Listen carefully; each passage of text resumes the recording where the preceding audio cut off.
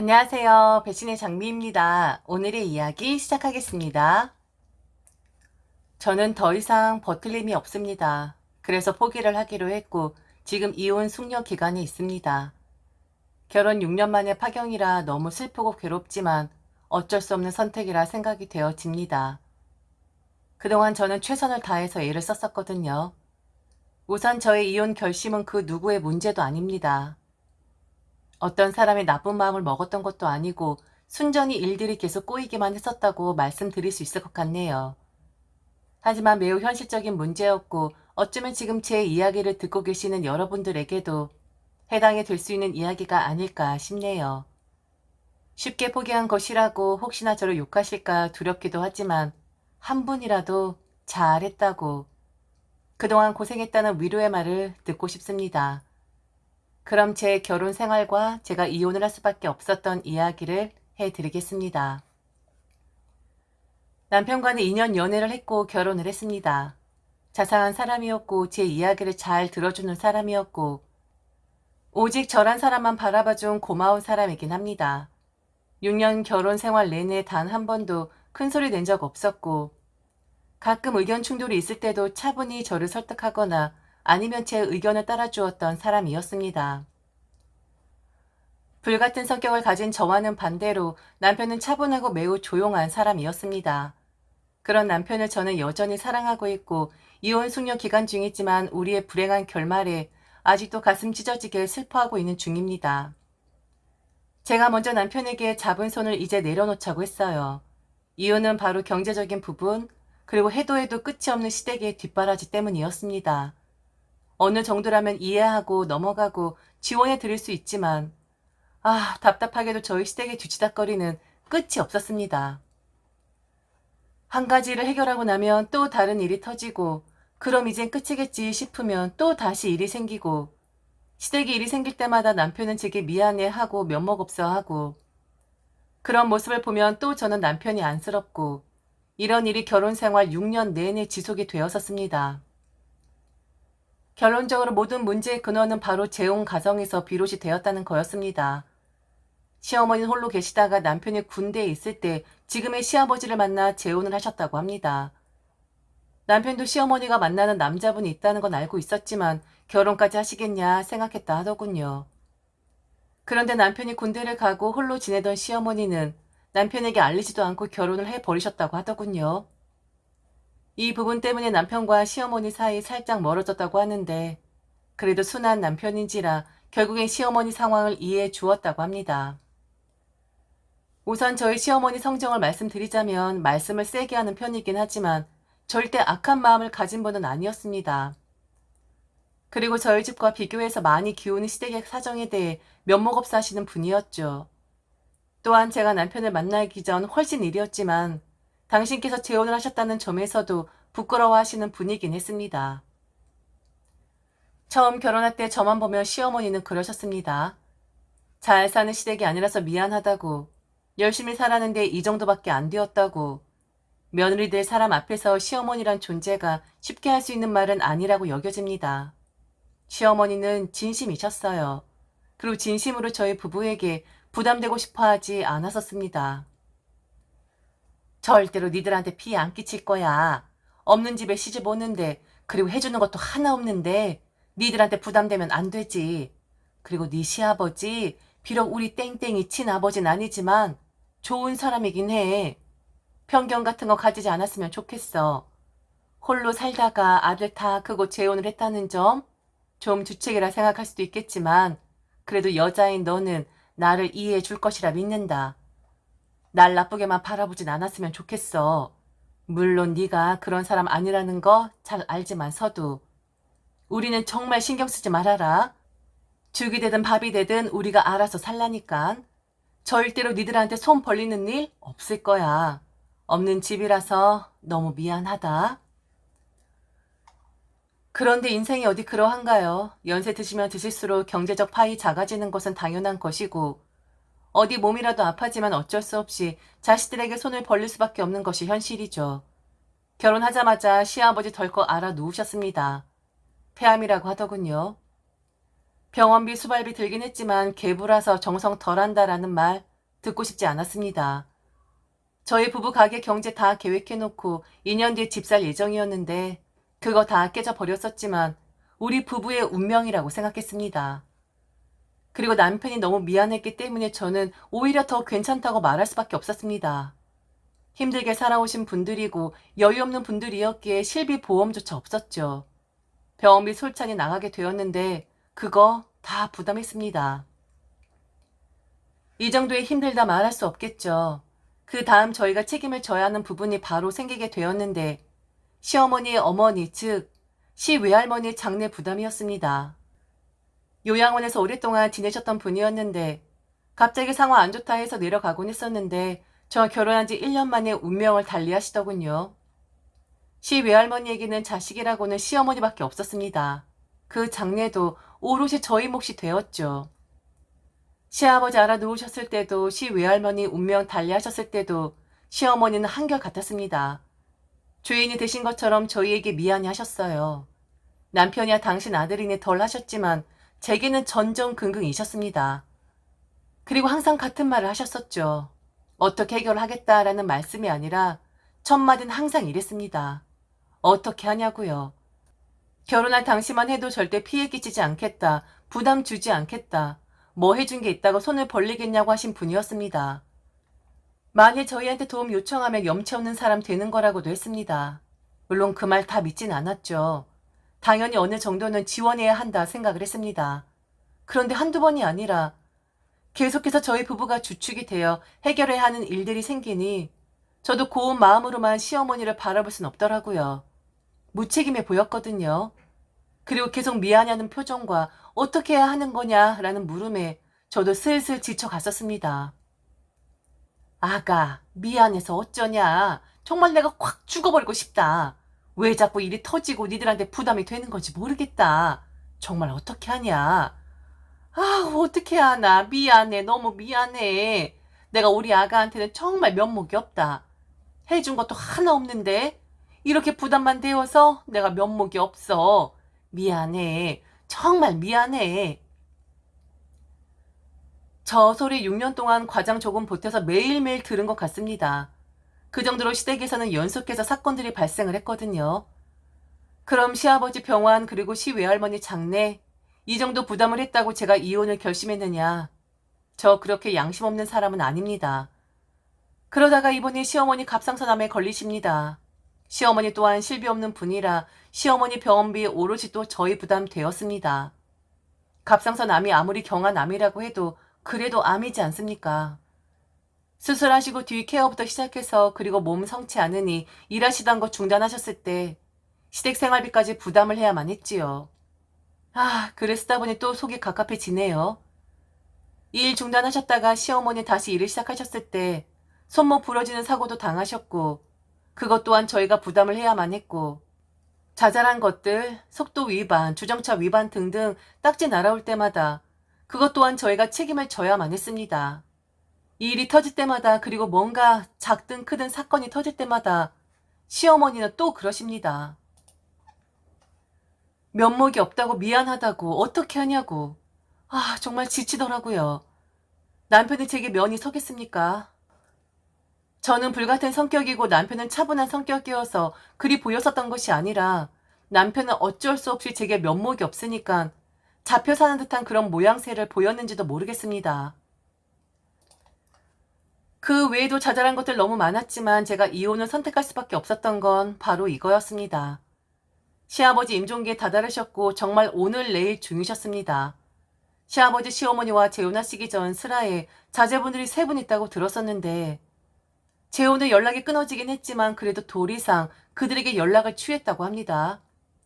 오래 버텨오셨고 어쩌면 술리이기에 가시기 전 얼굴이라도 한번 뵈라고요. 그런데 여기에서 문제가 생겼습니다.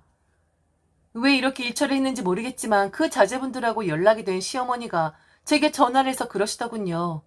또 어떻게 하냐고요. 이야기는 이랬습니다. 아가, 어떻게 하냐. 이거 큰일 났다. 글쎄 네 시아버지 애들이 찾아왔는데 아니 뭐 우리 집에 대해서 권리를 주장하겠다고 하네. 네? 그게 무슨 말씀이세요? 그이한테 말씀하셨어요? 그인 뭐래요? 아니, 무슨 권리요? 아니, 지금 이 집이 네 시아버지 명의거든. 생각도 못하고 있었는데, 아이고, 이걸 어떻게 하냐. 꼼짝없이 보증금 빼서 걔들한테 주게 생겼어. 네? 아니, 왜 그 집이 아버님 명의예요? 그거 어머니 집 아니었어요? 아니, 나는 남자니까 우리 결혼했을 때 그 사람한테 명의를 넘겨줬었거든. 이런 일이 일어날 거라고는 생각도 못했지. 아니, 사람들이 어떻게 그러냐. 자기 아버지 죽을 때 되었으니까 얼굴이나 한번 보라고 연락을 했더니만 네 시아버지 유산부터 이야기를 하더라. 개불 가진 거 하나도 없는 양반인데 그거 얼마 하지도 않는데 이걸 어떻게 하냐. 어? 나 어떻게 하니? 일을 잘 해결할 수도 있었겠죠. 시아버지 친자식들에게 읍소를 할 수도 있었고, 권익위를 통할 수도 있었고, 그쪽에서 소송을 걸어올 때까지 그냥 기다려도 되는 거였습니다. 그런데 너무 지치더라고요. 또구나. 또 이런 일이 터졌구나. 또 시어머니는 어떻게 하냐고 그러는구나. 그럼 이것도 남편과 내가 또 책임을 지고 해결을 봐야 하는 거구나. 한숨이 나왔습니다. 남편도 저와 같은 감정이었을 겁니다. 그리고 이 일만큼은 남편도 어이가 없었는지 시어머니 원망을 하고 들더군요. 어떻게 그럴 수가 있냐고 말이죠. 자라보고 놀란 것은 소뚜껑 보고 놀란다. 그러죠. 제가 딱 그 짝이었습니다. 시어머니 그 일 있고 난 뒤 매일 제게 전화해서는 어떡하냐는 말을 반복하셨고 딱히 해결 방법이 있는 것도 아닌데 제게 해결 방안을 내놓으라는 식으로 저를 압박했습니다. 그리고 저도 눈치를 채긴 했죠. 남편 시어머니에게 난리를 치니 제게 전화하는 것은 당연했는데 시어머니가 믿는 구석이 있다는 것을요. 그 즈음 저는 퇴사를 고민하고 있을 때였습니다. 정확히 제가 10년 다닌 회사였는데 다른 일을 하던 게 있어서 본격적으로 그 일을 해보고자 퇴사를 고민했었죠. 제가 퇴사를 고민한다 했을 때 시어머니 저를 만류했었습니다. 아무리 지금 시작한 일이 재미가 있고 성과가 있다고 해도 탄탄한 직장인데 리스크가 큰 것이 아니냐면서 말이죠. 그런데 시어머니 제게 그러시더군요. 퇴사 이야기를 꺼내면서요. 그 자식들이 나한테 소송을 걸어오거나 하면 나는 꼼짝없이 내줘야 하는 거라 하더라. 보증금을 빼줘야 하는 건데 내가 그런 돈이 어디 있니? 아가, 너무 미안하다. 해준 거 하나 없는데 우리 집에 시집 와서 너 고생만 시키는 것 같아. 내가 정말 너한테 면목이 없어. 그런데 말이야, 네 시아버지 돌아가시고 나면 앞으로는 터질 문제 없을 거야. 그건 내가 장담해. 정말 니들한테 부담 안 되도록 내가 노력할 거야. 한 번만, 딱 한 번만 나 좀 도와줘라. 길거리에 나 앉을 순 없잖니.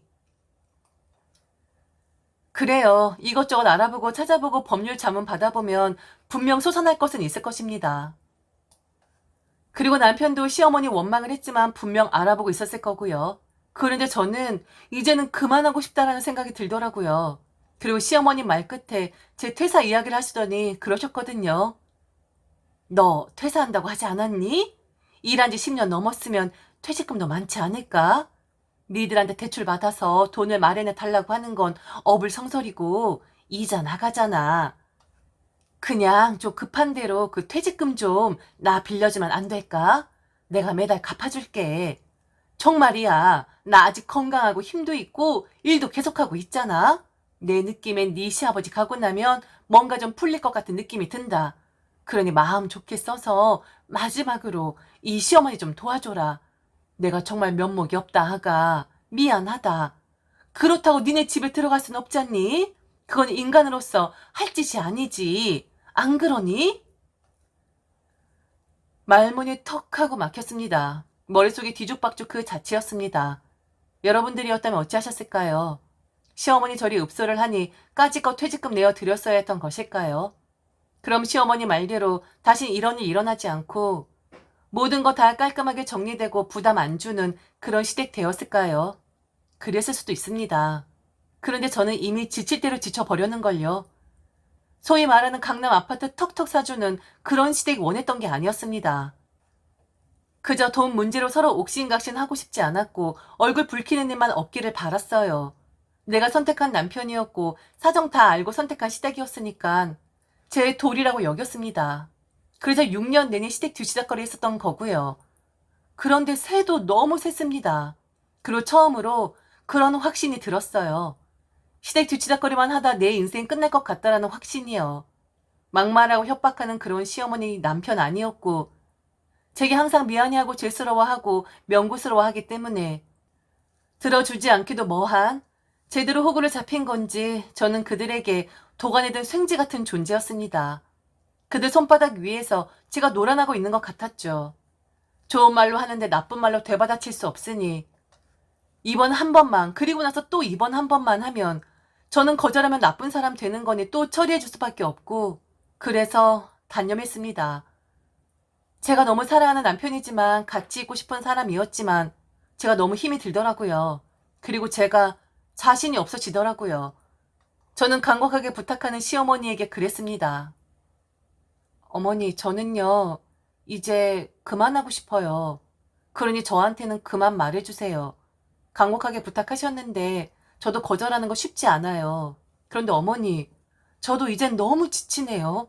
그래서 저 그만하고 싶어요. 뭘 그만하고 싶다는 거니? 일 관둔다고? 그래, 일 관두면 되는 거야. 이런 이야기에서 너무 속상하지? 그런데 어찌하겠니? 어차피 네가 일을 관둔다고 했으니까 나도 이런 말 하는 거지. 염치 없게 일 잘 다니는 사람한테 이런 말 하겠니? 미안하다. 정말 미안하다. 내가 너한테 정말 면목이 없어. 너 고생만 시켜서 너무 미안하다고. 확 죽어버리고 싶은 심정이야. 제 이야기를 듣지도 않으시더군요. 분명히 거절이라는 말과 말씀하지 마셔라라는 말을 들으셨는데도 말이죠. 이번에도 시어머니는 그리 생각했을 겁니다. 읍수하고 고개 숙이면 우리 며느리는 이해하고 도와줄 것이다. 만일 아들이 말리고 든다 해도 우리 며느리는 나를 버리지 않을 것이다. 우리 아가는 원래 그런 사람이니까 이라고 말입니다. 순간 확 하고 울컥했습니다. 들었는데도 못 들은 척하는 시어머니한테요. 들으셨잖아요. 어머니, 딴소리 하지 마세요. 저 그동안 할 만큼 했어요. 어머니, 정말 언제까지, 도대체 언제까지 제가 시댁 뒤지작거리 해야 하나요? 어머니, 저 처음 결혼할 때 뭐라 하셨나요? 부담되지 않는, 손 벌리지 않는 시어머니 되겠다. 그러지 않으셨어요? 알지. 나도 너무 미안하지. 너무 면목 없지. 내가 너한텐 입이 10개라도 할 말이 없지. 그런데 어떻게 하냐? 사정이 이런데. 그 어떻게 하냐는 그 말 좀 제발 좀 그만해 주세요. 6년을 들었습니다. 제 귀에 딱지가 다 앉을 정도예요. 어머니, 제 퇴직금이요? 그걸로 해결되면 다 끝인가요? 정말 그리 생각하세요? 약속할게. 정말이야. 네 시아버지 돌아가시고 그리고 이 집만 건사하게 해주면 절대로 이런 염치 없는 부탁 안 할 거야. 그러니 아가 미안하다 한 번만 좀. 아, 제 시아버지 아니에요. 어머니 솔직히 말해서 그냥 어머니 남편이라고요. 어머니 남편 병수발 들어. 모든 비용 지불해. 게다가 어머니 엄마도 장례 치러드려. 어머니 암 비용 지원해. 생활비 전폭적으로 지원해드려. 그런데 이제는 집 문제가 터졌다고요? 많이 그거 못 지키면 저희 집으로 들어오시겠다는 건가요? 지금 저 협박하시는 거예요? 내가 언제 니네 집으로 들어간다 그랬니? 그렇게 하면 안 된다는 거지. 나도 양심은 있어. 해준 거 하나 없는데 모시고 살라고까지는 안 한다. 그 말이 그 말 아닙니까? 매일 좋은 말로 타이르고 미안해하고. 저도 너무 지쳐요. 이젠 끔찍하다고요. 집 지키고 싶으세요?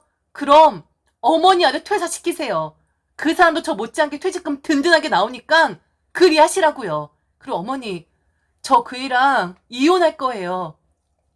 그 사람 사랑하지만 기약할 수 없는 시댁 뒤치다거리 하는 거 저 정말 지쳤습니다. 그러니까 이제 제발 좋게 이야기하는 거 그만하세요. 저 좀 제발 내버려 달라고요. 저 그동안 잘했잖아요. 이 정도면 되는 거 아닌가요? 어머니 아들이랑 해결 보세요. 그이 퇴직금 빌려달라 하세요. 그이가 알아서 하겠죠. 어머니 아들이잖아요. 저는 그냥 그 사람을 사랑한 죄밖에 없잖아요. 남편하고도 오랜 시간 대화를 나눴습니다. 서로 울고 불고 하면서요. 그래도 남편은 저를 잡지를 못하더라고요. 본인도 다 안답니다. 시어머니 연세 드시고 하면 더했으면 더했지 절대로 부담 줄어들진 않을 것이라고요. 사랑하지만 이혼이 최선이라고 하더군요. 지금까지 시댁 뒤치다거리 한 거 아니까, 제가 얼마나 희생했는지 아니까, 그리고 속 시원하게 원망 한 번 안 하고 묵묵히 듣기만 했으니까 놓아달라는 저를 이해한다고 했습니다. 그래서 저희는 이혼 과정 중에 있고 남편이 보고 싶긴 하지만 그래도 일체 연락을 안 하고 있습니다. 남편이 짐을 싸서 나가는 날 그러더군요. 그 말이 왜 그렇게 가슴에 사무치는지 모르겠습니다. 나중에 우리 어머니 돌아가시면 그때 우리가 다시 만날 수 있을까? 미안해. 당신 미안하단 말 듣는 거 지겨울 거라는 거 잘 아는데 그래도 진심으로 미안해. 내가 죄인이야. 어떠신가요? 제가 욕먹을 일일까요? 제가 참을성 없이 결정하고 일을 저질러 버린 것일까요? 미련 엄청 남아 있습니다. 그 사람하고 저 사이 아무 문제 없었거든요. 그리고 우리는 여전히 사랑하고 있거든요. 그런데 그 사람 주변이 저를 너무나 힘들게 합니다.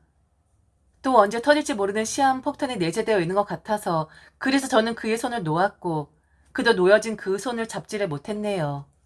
제가 잘한 것일까요? 나중에 후회하진 않을까요? 저도 갈피를 못 잡겠으나 그래도 제가 할 수 있는 최상의 선택이긴 했습니다. 그들의 손을 놓아버리는 것이요. 지금까지 들어줘서 진심으로 감사합니다. 이상 배신의 장미였습니다.